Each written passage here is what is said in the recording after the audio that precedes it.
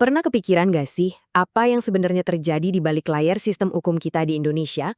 Nah, kali ini kita bakal coba bedah bareng-bareng aturan main yang baru, KUHP yang baru. Ini tuh semacam roadmap ya buat setiap kasus pidana di negara kita. Mulai dari laporan pertama masuk, sampai palu hakim diketuk. Jadi, pertanyaannya simpel. Kalau ada kejahatan yang dilaporkan, terus gimana? Siapa yang pertama kali turun tangan? Langkah-langkahnya apa aja?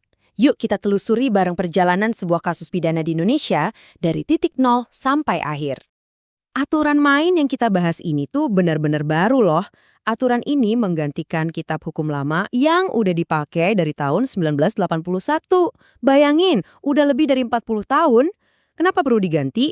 Ya jelas karena hukum kita juga harus ikut berkembang, menyesuaikan diri dengan teknologi dan masyarakat yang udah jauh lebih modern.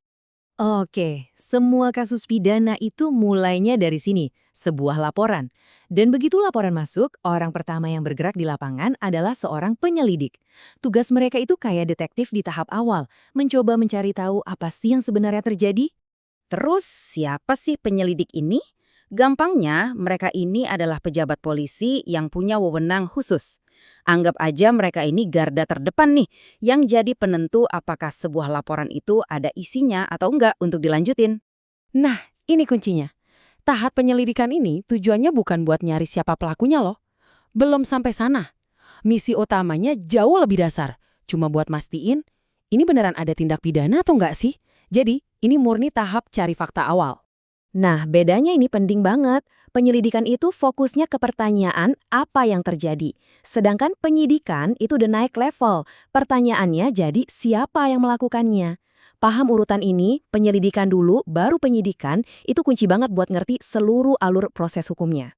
Oke, jadi setelah penyelidik yakin kalau wah ini kayaknya beneran ada tindak pidana, kasusnya langsung naik tingkat. Sekarang kita masuk ke babak baru, yaitu penyidikan. Disinilah fokusnya mulai bergeser, yaitu untuk membangun sebuah kasus yang solid. Di tahap ini, kita ketemu sama tokoh kunci berikutnya, penyidik. Nah mereka ini bisa dari Polri, bisa juga dari instansi lain kayak PPNS. Kalau tadi penyelidik itu baru melihat dari permukaan, penyidik inilah yang tugasnya menggali lebih dalam buat membangun kasus. Jadi, ini dia misi utama seorang penyidik, cari dan kumpulin bukti-bukti. Tujuannya cuma satu, yaitu membuat kasusnya jadi terang benderang. Dan yang paling penting, nemuin siapa yang bertanggung jawab alias si tersangka. Nah, di titik inilah seseorang bisa dapat status hukum resmi sebagai tersangka, tapi status ini nggak bisa sembarangan ya. Aturannya jelas banget, harus ada minimal 2 alat bukti yang cukup. Jadi, ini adalah status hukum pertama buat seseorang dalam perjalanan sebuah kasus. Buat ngebangun kasus, penyidik ini punya wewenang yang luas banget. Mereka bisa terima laporan, manggil saksi, nyari orang yang diduga pelaku, dan bahkan bisa menggunakan sesuatu yang namanya upaya paksa. Nah loh, apa itu? Sebentar lagi kita bahas. Jadi, upaya paksa ini istilah hukum buat tindakan-tindakan yang paling serius yang bisa dilakuin penyidik. Ini adalah alat yang kuat banget, kayak nangkap atau nahan orang. Tentu tujuannya demi penegakan hukum, tapi pelaksanaannya harus hati-hati banget, harus menyeimbangkan antara kebutuhan investigasi dan hak asasi warga negara. Contohnya apa aja? Macam-macam, mulai dari penangkapan dan penahanan, sampai penggeledahan rumah atau kantor, penyitaan barang bukti, bahkan sampai penyadapan telepon. Setiap tindakan ini adalah langkah serius yang aturannya super ketat. Setelah penyidik merasa kasusnya udah kuat dan buktinya cukup, perjalanannya belum selesai. Kasus ini nggak langsung dilempar ke pengadilan.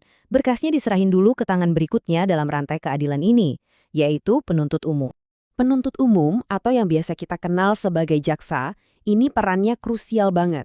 Merekalah yang akan mereview semua hasil kerja penyidik. Mereka yang nentuin, ini buktinya cukup kuat nggak ya buat dibawa ke sidang? Nantinya, merekalah yang akan jadi wakil negara di pengadilan. Nah, begitu jaksa memutuskan untuk membawa kasus ini ke pengadilan, status hukum orangnya berubah lagi. Dari yang tadinya tersangka, sekarang jadi terdakwa. Ini tandanya proses persidangan akan segera dimulai. Tapi pertanyaannya, apa setiap kasus harus berujung di ruang sidang yang panjang dan kadang rumit? Ternyata nggak juga. Undang-undang yang baru ini justru ngenalin beberapa pilihan lain yang modern dan menarik banget. Salah satu yang paling penting adalah keadilan restoratif. Ini konsepnya keren banget loh. Fokusnya itu geser dari yang cuma sekedar menghukum pelaku, jadi lebih ke upaya penyembuhan dan pemulihan. Jadi korban, pelaku, bahkan masyarakat diajak duduk bareng buat cari jalan keluar. Tujuannya ya untuk memulihkan keadaan. Selain itu, ada juga yang namanya pengakuan bersalah, atau kalau di luar negeri kita kenal sebagai plea bargain. Ini semacam jalur cepat yang bisa bikin penyelesaian kasus jadi lebih efisien. Jadi terdakwa bisa ngaku salah dengan imbalan hukuman yang lebih ringan. Tapi, kalau kasusnya memang harus lanjut, ya kita sampai di puncaknya, persidangan.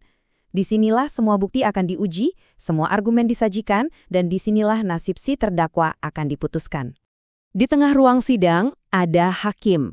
Mereka inilah sang pengambil keputusan yang harus netral. Tugasnya adalah mendengarkan semua pihak, baik itu jaksa maupun pembela, dan kemudian memutuskan perkara berdasarkan bukti dan hukum yang ada. Setelah semua proses selesai, semua bukti dan argumen disajikan, hakim akan mengetuk palu dan membacakan putusan akhir. Hasilnya bisa 3. Terdakwa dinyatakan bersalah dan dihukum, atau dinyatakan tidak bersalah, atau bisa juga dibebaskan dari segala tuntutan. Kalau putusan pengadilan menyatakan bersalah dan putusan itu sudah berkekuatan hukum tetap alias inkrah, status orang tadi berubah untuk terakhir kalinya. Dari terdakwa, sekarang ia menjadi terpidana. Ini adalah tahap akhir dari perjalanan seseorang di dalam sistem peradilan pidana kita. Jadi itulah tadi perjalanan sebuah kasus pidana di bawah aturan main yang baru. Dari laporan, penyelidikan, penyidikan, sampai putusan akhir. Undang-undang ini jelas ngenalin banyak alat modern, kayak keadilan restoratif tadi. Kerangkanya sudah ada, tapi pertanyaan besarnya tetap, apakah seperangkat aturan baru ini benar-benar bisa membangun sistem peradilan yang lebih adil dan efisien buat kita semua? Cuma waktu yang bisa menjawabnya.